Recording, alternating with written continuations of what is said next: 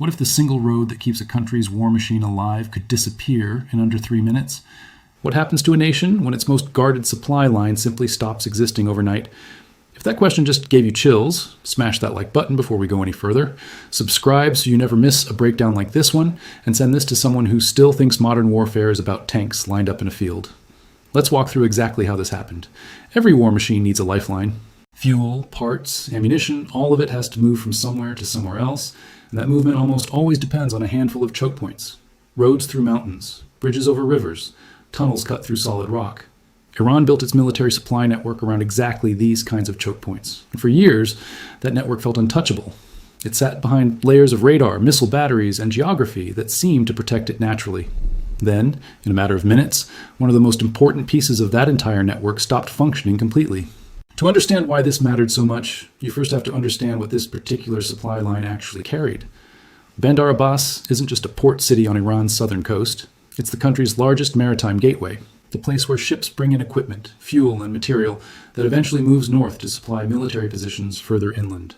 From that port, almost everything has to travel through a narrow number of routes carved into the surrounding mountains. Cut those routes and you don't just slow down a shipment, you choke off the entire flow feeding everything north of the coast. This is the part most people miss when they think about modern military strategy. It's rarely about destroying an army directly. It's about finding the one narrow point where an entire system depends on a single road, a single tunnel, a single bridge, and removing that point entirely. Armies are enormous, spread out, and genuinely hard to destroy all at once. But armies don't run on courage or numbers alone. They run on fuel trucks reaching the right depot on time, but spare parts arriving before equipment breaks down completely, on ammunition showing up before a position runs dry.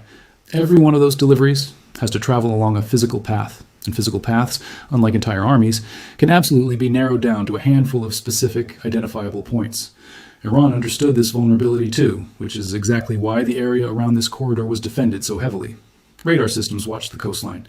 Missile batteries sat ready on the ridges. Mobile air defense vehicles patrolled key installations along the route. On paper, this looked like one of the most protected supply corridors in the entire region. But protection on paper and protection in practice are two very different things, and the gap between them is where this entire story lives. Long before any aircraft crossed into Iranian airspace, the mission depended on something far less dramatic than fighter jets. It depended on timing, refueling, and coordination happening quietly over open water, far from any coastline radar could reach clearly. Aerial refueling tankers met strike aircraft at a predetermined point, topped off their fuel. Tanks, and then peeled away, leaving the strike package to continue the final stretch alone and unsupported by any friendly aircraft nearby. From that moment forward, every decision made in those cockpits had to happen without outside help. Here's where the story gets genuinely fascinating, because Iran's coastal defense network wasn't blind, far from it. Along the high ground near the coast, Iran operates a type of long-range radar system designed specifically to detect aircraft and ships from extraordinary distances, sometimes reaching well over 1,000 miles by bouncing radio waves off the upper atmosphere instead of relying on a simple straight line of sight. This kind of radar can theoretically see targets far beyond the normal horizon, which sounds incredibly powerful until you understand its biggest weakness. Long-range, atmosphere-bouncing radar systems are excellent at telling you that something is out there. They are far worse at telling you exactly where that something is, or what it's actually doing. The location data these systems produce often comes with a margin of error stretching across dozens of miles, and that data updates slowly, sometimes less than once a minute. Imagine a lookout standing on a distant hill who can tell you someone is moving near the horizon, but has no way of telling you whether that person is walking, running, or standing perfectly still. Well, that's roughly the level of detail this kind of radar provides. It's useful for raising an alarm. It's nowhere near precise enough to guide a missile. So when this radar picked up something unusual out over open water that morning, all it could really do was pass along a rough general area to defense units stationed closer to the coast. Somebody picked up a phone. A message moved down the chain, and air defense crews near the coastline started scanning their own sectors, hoping their more precise, shorter-range radar systems could pick up whatever the long-range system had glimpsed from a distance. This is where the aircraft involved in this mission mattered enormously, because these weren't ordinary fighter jets cruising toward a target. Modern stealth aircraft are built around one central idea, and it isn't invisibility in the way movies often portray it.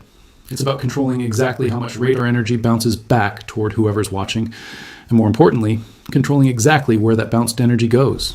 Every angle, every seam, every surface on a stealth aircraft is shaped deliberately so that radar waves striking the aircraft scatter away in directions that rarely point back toward the radar dish that sent them. Weapons, fuel, and sensitive equipment are tucked inside the body of the aircraft instead of hanging off the wings where they'd create larger, easier to detect radar signatures. From directly ahead, an aircraft built this way can return an amount of radar energy comparable to something as small as a golf ball. That's an astonishing difference from a normal aircraft, whose reflection might resemble something the size of a delivery truck. But this advantage comes with an important condition attached. It only works from certain angles. Turn a stealth aircraft sideways relative to a radar beam, and that tiny golf ball-sized reflection can grow dramatically larger almost instantly. This is exactly why the aircraft on this mission held their course steady and consistent as they crossed into contested airspace, keeping their most radar-reflective angles pointed away from the defense systems below them the entire time. There's a helpful way to picture this if you've never thought about radar in these terms before. Imagine shining a flashlight at a mirror angled directly toward you. The light bounces straight back into your eyes, bright and unmistakable. Now angle that same mirror even slightly to the side and the light bounces off somewhere else entirely, leaving you standing in the dark even though the mirror never moved out of your view. Stealth aircraft are built around that exact same principle, except instead of light, they're managing where radar energy scatters after it strikes the airframe. As long as the aircraft holds a consistent angle relative to the radar searching for it, that reflected energy keeps scattering away from the receiver, and the operator on the other end sees nothing more than background noise. Down on the coastal defense battery, operators were staring at something strange on their scopes, a flicker. Small, faint, appearing at an angle their training manuals said shouldn't even be possible for a typical aircraft. It could have been a flock of birds crossing at just the wrong moment. It could have been something else entirely. Faced with genuine uncertainty and mounting pressure, the battery commander made the decision every trained operator eventually has to make in that situation.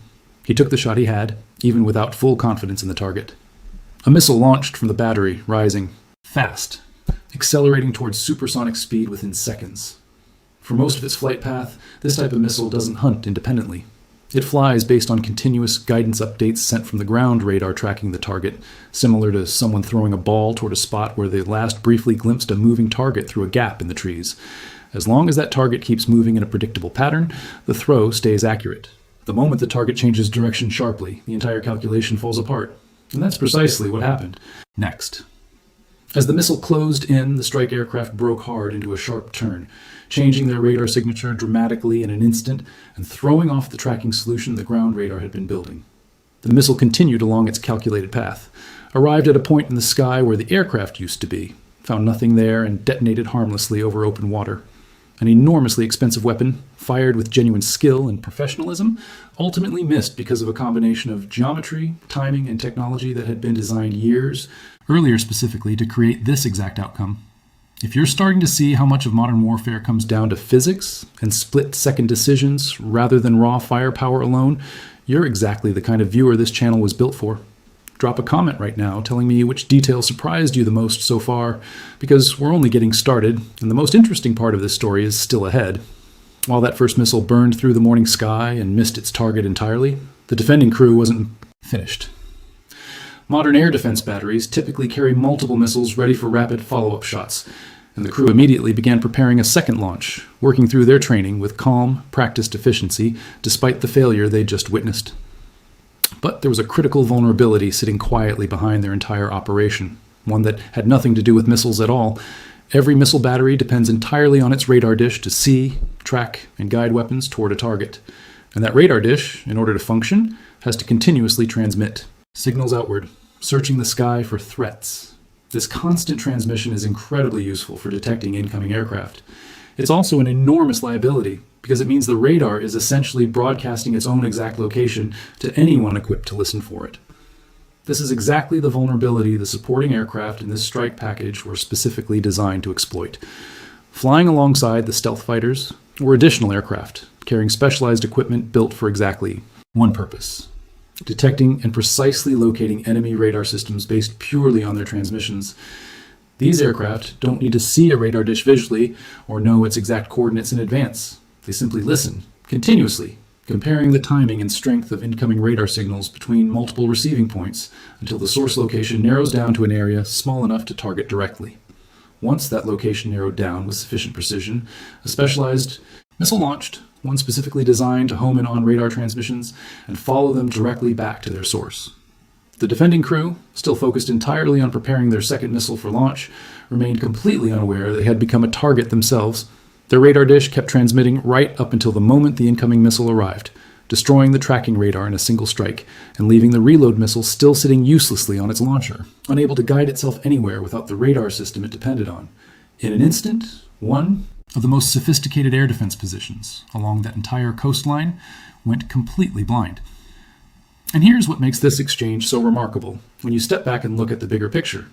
The missile that disabled that radar system cost a small fraction of what the radar system itself was worth. This wasn't simply a tactical victory in the moment. It was an economically lopsided exchange that left an enormous gap in coastal defense coverage, a gap with no immediate replacement available anywhere nearby.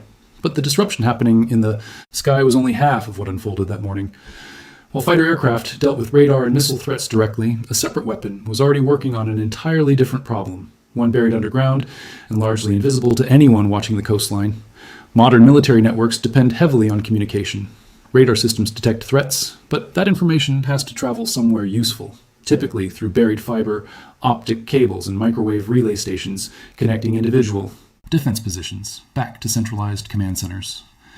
This communication network is what allows separate missile batteries scattered across a wide area to function as a coordinated system, rather than isolated positions working entirely alone. Without it, each defense position essentially becomes an island, relying only on its own limited detection range and unable to receive advance warning from radar systems positioned elsewhere along the coast. Earlier that same morning, before the fighter aircraft even crossed into contested airspace, a separate weapon system had already struck a key communications relay facility inland from the coast. This particular weapon flies extraordinarily low to the ground, often less than 100 feet above terrain, following a pre-programmed path that matches the surrounding landscape against a detailed map stored in its guidance system, correcting its course continuously as it travels hundreds of miles toward its target.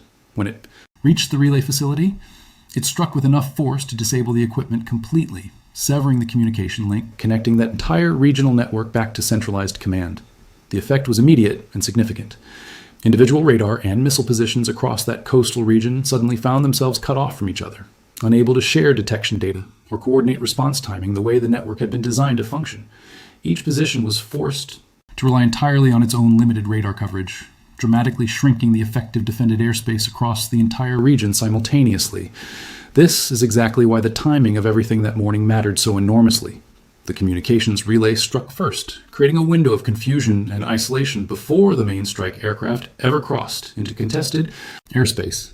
By the time defenders along the coast realized aircraft were inbound, they were already working with incomplete information, unable to receive advance warning from radar positions elsewhere along the coastline that might otherwise have given them additional preparation time. It's worth pausing here for a moment, because this is exactly the kind of turning point that separates a chaotic exchange of firepower from a genuinely engineered outcome. Losing one radar system might sound like a single tactical setback in a much larger defensive network. In reality, coastal defense systems like this one are rarely built with true redundancy in mind.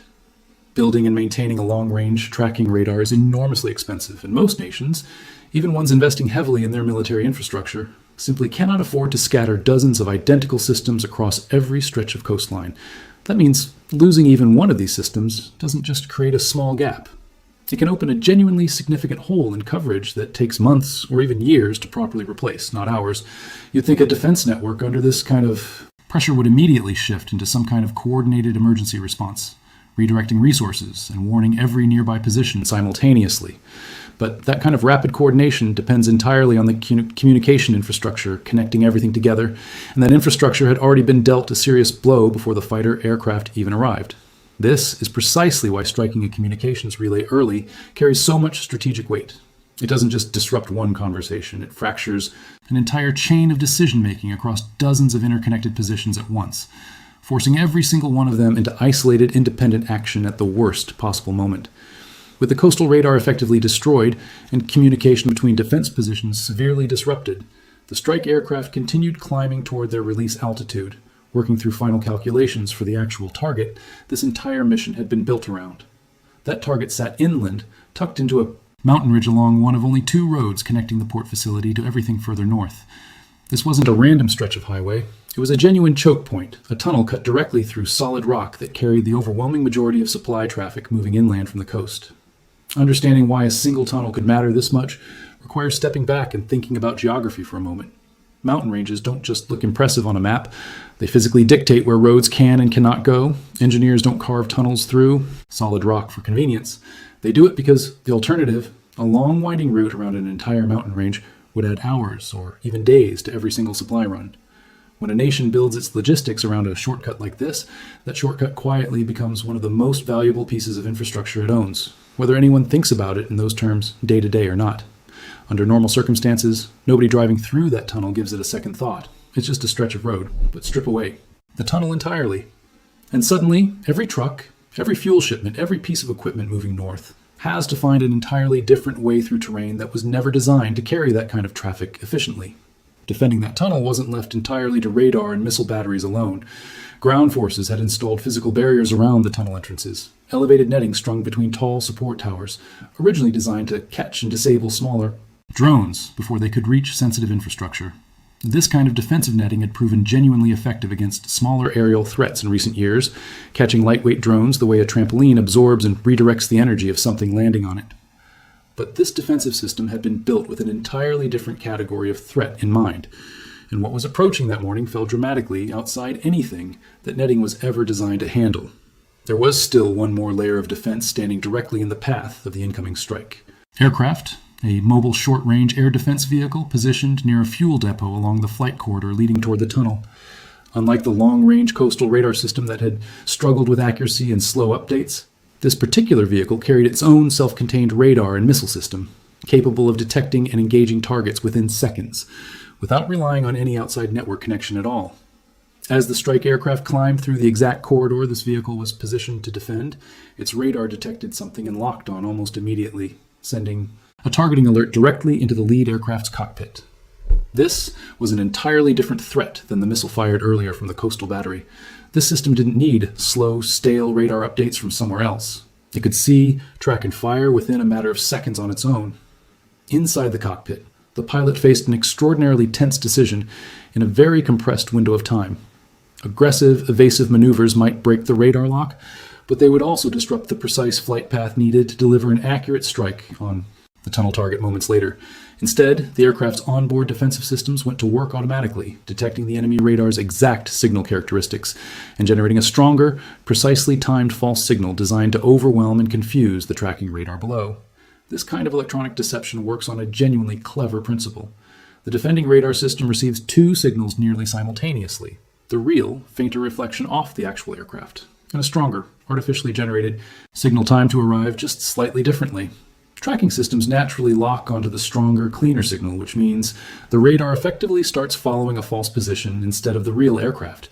It's a bit like someone shouting your name from across a crowded room, and then a split second later a second voice shouts your name again from a slightly different spot, just a touch louder and clearer than the first. Instinctively, you turn toward the louder, clearer voice, even though the person who actually knows you is standing somewhere else entirely. That's essentially what happens inside a tracking radar's processing system when it receives a manipulated signal like this. It isn't fooled because it's poorly built. It's fooled because it's doing exactly what it was designed to do, trusting the strongest, cleanest signal available in the moment. Within moments, the operator watching that screen saw the tracked target suddenly move in a way that seemed physically impossible, accelerating and shifting position faster than any real aircraft reasonably could. Facing sudden uncertainty about whether the entire lock had somehow become corrupted or unreliable, and unwilling to waste a limited missile supply on a track that no longer made physical sense, the operator held fire, following standard procedure to reacquire a clean, verified track before committing to another launch. That hesitation, brief as it was, created exactly the window the strike aircraft needed to continue, climbing uninterrupted toward their final release point above the tunnel target. What happened next depended entirely on precision. Most people never think about when they picture an airstrike happening from miles away. The strike aircraft needed to identify an extremely specific point on the ground, accurate to within just a few yards, without relying on any camera or direct visual confirmation of the target. Modern radar systems mounted on these aircraft can generate remarkably detailed ground images by continuously scanning a fixed point while the aircraft itself moves along its flight path, essentially using its own motion to build a far more detailed picture than a single radar sweep could ever produce alone. This technique allows the system to distinguish between different types of surfaces on the ground with impressive clarity, differentiating solid rock from reinforced concrete structures built into a mountainside. With precise coordinates locked into the guidance systems of each weapon aboard the aircraft, everything came down to careful timing. Multiple weapons needed to strike their designated points at nearly the exact same moment, because striking both ends of a tunnel structure almost simultaneously creates a dramatically more destructive effect than striking one end and then the other separately. When explosive pressure gets trapped between 2 points inside an enclosed tunnel structure, that pressure has nowhere to safely vent, creating a compounding effect far more destructive than either individual strike would produce. On its own, each weapon's onboard guidance system calculated its own precise release timing based on altitude, speed, and wind conditions, all working toward hitting that same predetermined moment. As the aircraft reached their calculated release points, weapon bay doors opened briefly, an action that temporarily and dramatically increases an aircraft's radar visibility, since an open bay effectively creates a large, flat surface capable of reflecting significant radar energy directly back towards any nearby detection system. Pilots timed this exposure carefully, waiting for defensive radar sweeps to pass before opening their bay doors, minimizing the window during which their aircraft became meaningfully more visible. Weapons released, bay doors closed quickly afterward, and the aircraft immediately turned away, heading back toward open water, while the weapons themselves continued along their guided path, completely independent of any further aircraft involvement. These particular weapons aren't simple, unguided bombs falling in a straight line. They're standard explosive weapons fitted with guidance kits that steer small fins throughout the fall, correcting course continuously based on GPS positioning, backed up by an internal navigation system capable of maintaining accuracy even if satellite signals became unavailable or jammed during the final approach. As these weapons approached their target, a short program delay in each fuse meant detonation wouldn't occur instantly on impact. Instead, each weapon penetrated slightly into the target structure first before detonating, a small technical detail that dramatically changes the destructive outcome. A structure built to withstand pressure from above, like a mountain pressing down on a tunnel arch, is far weaker when force pushes outward from within instead. That short delay ensured the explosive force detonated inside the structure rather than simply on its surface, maximizing structural damage significantly beyond what a surface-level impact could achieve.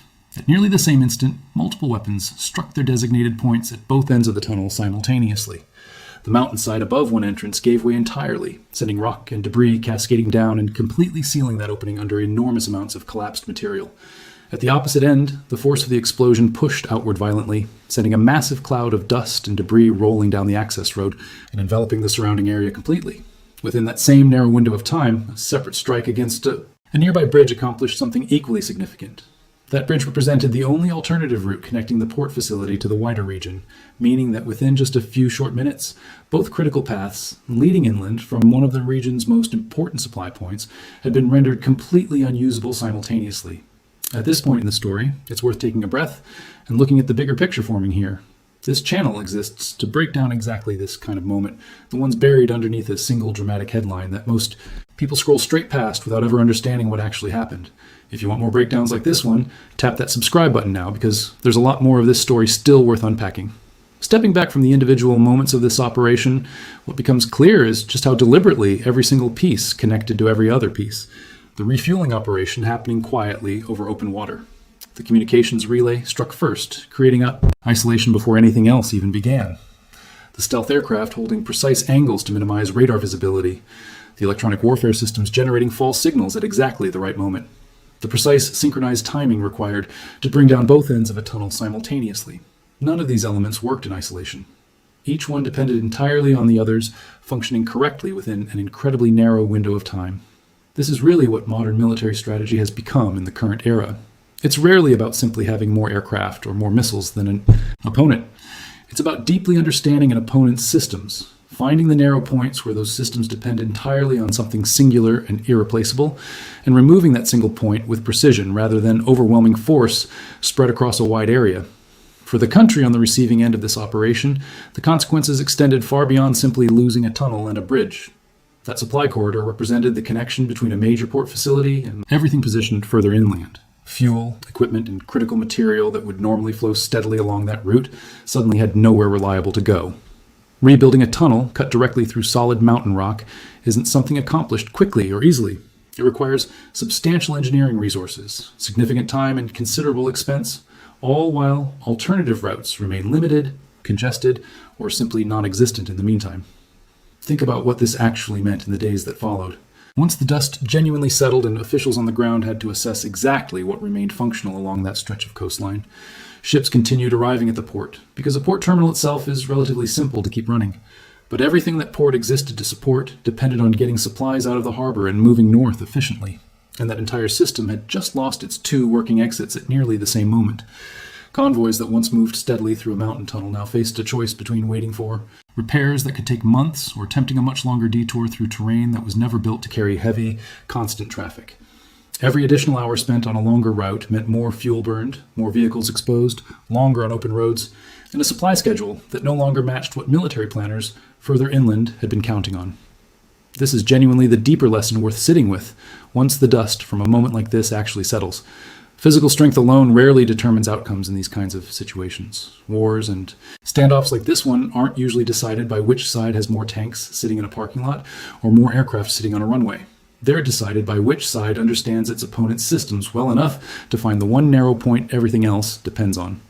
Understanding exactly where a system depends on a single irreplaceable point and possessing the precision and technology necessary to remove that point cleanly matters infinitely more than simply having greater numbers or louder firepower on paper. A mountain range that once protected a nation's most important supply route became, in the end, the very thing that concentrated everything valuable into one narrow target impossible to defend from every angle at once. There's something almost humbling about realizing how much of this outcome came down to decisions made years in advance, in design offices and engineering labs, long before anyone involved that morning ever stepped into a cockpit or stood behind a radar screen. The angles cut into an aircraft's wing. The frequency ranges a jamming system was built to mimic. The exact delay programmed into a bomb's fuse. None of that happened by accident, and none of it happened quickly. It was the product of years of quiet preparation meeting a single narrow window of opportunity, all of it converging at once into 3 minutes that changed the shape of an entire supply network. If this breakdown helped you understand modern military strategy in a completely new way, you already know exactly what to do. Hit that subscribe button right now, because this channel breaks down operations like this one every single week, going far deeper than any headline ever could on its own. And before you leave, tell me in the comments which single piece of this operation impressed you the most, whether it was the stealth aircraft, the electronic deception, or the precise synchronized timing that brought 2 tunnel entrances down at exactly the same moment. I read every comment personally, and the best ones might just make it into next week's video. One communications relay went silent first. One radar system went blind soon after. And in less than 3 minutes, the single road an entire nation depended on most simply stopped existing, taken apart not by overwhelming force, but by precision built to find exactly the one point that could never be replaced in time.